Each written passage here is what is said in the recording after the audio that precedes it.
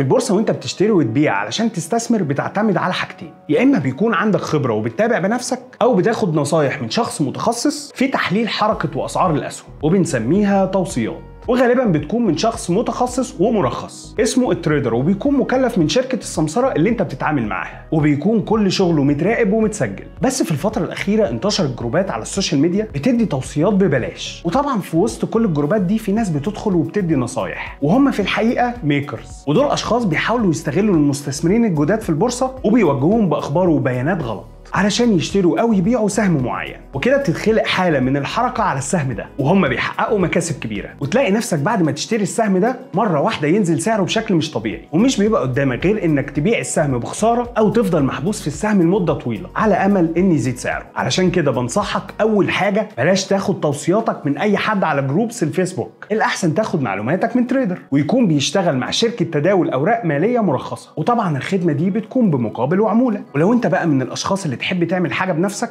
يبقى لازم قبل ما تشتري السهم وتعرف اداء الشركه وكمان اخبار القطاع اللي الشركه تبعه، في مواقع وابلكيشنز بتساعدك تتابع الاسهم بتاعتك وكمان ببلاش، زي تريدنج فيو وميتا تريدر 4، ومش بس مصر، ده كل البورصات العالميه. قول لي بقى في الكومنتس كنت بتاخد توصياتك في الشراء والبيع منين قبل الفيديو ده؟